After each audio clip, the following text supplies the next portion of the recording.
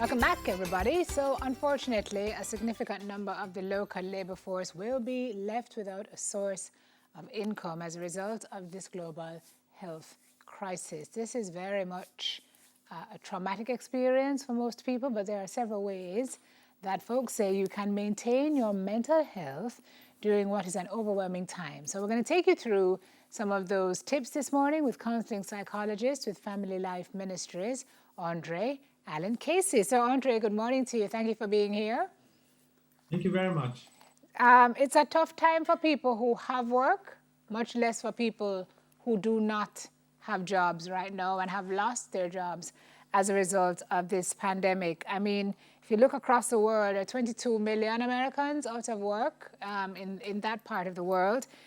In Jamaica, I know we have some 160,000 folks who are affected by the tourist industry alone. We're just talking about BPO. We heard in the news over 7,000 or just about 7,500 who are temporarily laid off and are being phased back in. But this is an anxiety-provoking situation. How do people process this when something like this happens? Losing your job is one thing. Losing your job in a pandemic that you don't know when it's going to end, this is madness for most people. How do you get out on the other side of this? Well, one of the things we need to be mindful of is that we cannot, for sure, do not panic. Do not panic, you said? Do not panic. Okay. In other words, this is a time for us to recognize the reality of the situation. This is a time for us to understand that if I do not think objectively, then I'm going to allow how I feel to interfere with how I function. All right, so okay, so I'm going to stop you right there. I hear what you're saying. Sounds like it makes sense. Talk me through how I do that. How do I not panic? And how do I remain objective when I feel like I don't know what's going to happen next? My source of income is gone. I have a family to feed. How do I, in layman's terms, literally, it sounds like a process that I have to employ that you probably have to be taught to not panic because we're wired that way. So how do you become objective when you're in a situation where it's just feelings alone will manifest? Well, the thing is, I'm happy you use that word feeling because that's exactly what it is. And too many times, if we react according to how we feel, we end up doing the wrong thing sometimes.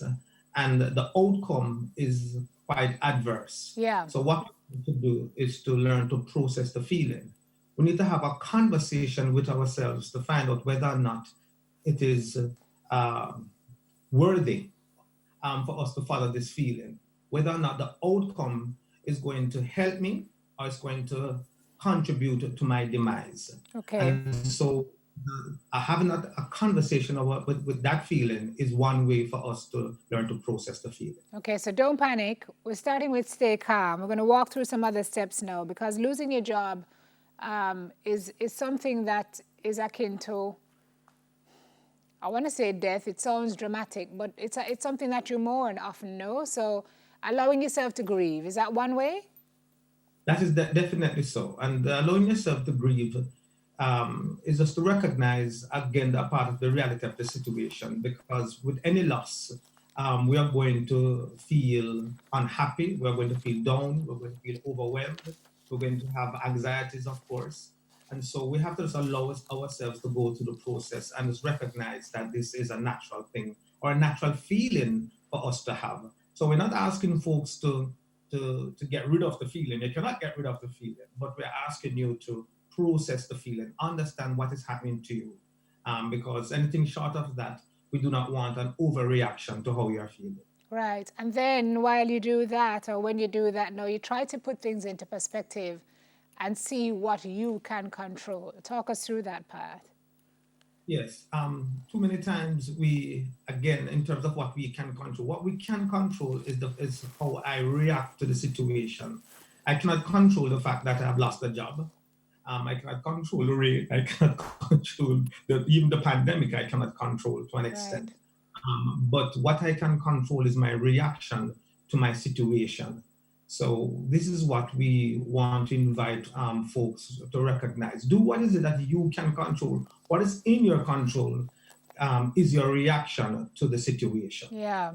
They advocate for us to maintain a daily routine. When you don't have a job, what would that daily routine look like? A daily routine gives structure literally to your life. And sometimes you might feel as if to say, well, I have to, I'm going to whine, complain about my situation. But what the daily routine does, it gives you some kind of structure where you get up early in the morning, same way, put on clothes, same way, find something creative and active to do, even around the house. Even a project that you didn't finish, go ahead and start one, learn a new language, learn to cook.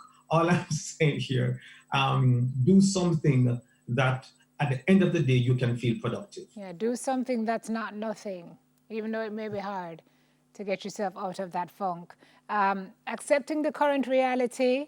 They talk about exercise, limiting alcohol consumption, practicing mindfulness. I want to talk about this next one in a little more detail. Set limits on your job search. So I hear a lot of folks saying, and I believe it's true, that oftentimes there are opportunities in a crisis. So somebody might be out of a job now, but it might be an opportunity to start your own gig. It might be an opportunity to find something in another space. How do you get that mindset, Sir Andre, to be able to move on to what that next thing might be? You see, one of the things we need to always remember, I'm going to give you what is called an ESP. I must see myself taking care of myself. How? Emotionally, spiritually, and physically. And taking care of yourself is your responsibility, irrespective of the situation and what has occurred even in your own life. I have to take care of myself.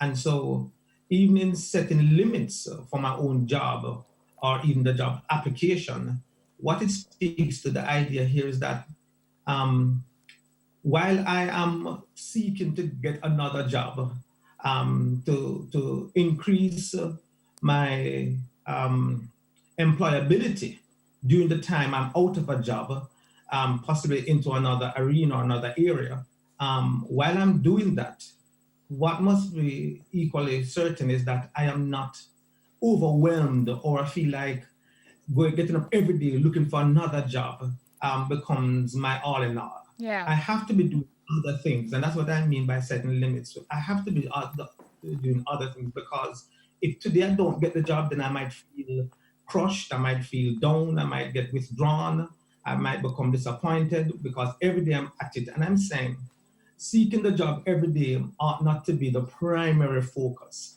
The primary focus is taking care of yourself emotionally, spiritually, and physically. So we're trying to achieve some measure of balance, is what I hear you saying. Okay. So. All right, so Andre, we're going to wrap, but the final one is important, and that's where people like you come in, asking for help. Talking to somebody and asking for help. Sometimes we're navigating this minefield and it's tough mentally, it's tough emotionally, and that ESP gets thrown off. Yeah. So we talk to people like you, eh? Yes, indeed. You can come and contact meet myself or others at Family Life Ministries, 926-8101. So please come and ask for help. We're here to help to navigate you through this period and to help you to cope, because it is a challenging time for everyone. 926-8101. All right. All right. Thank you, Sir Andre Allen Casey, counseling psychologist with Family Life Ministries, on how to cope with job loss during COVID-19. We hope you guys picked up something there that is useful to help you through this morning. Up next, Daly and I are making a fun stop as we guess the reggae artiste. We'll get into that when we come back from this. Soon come.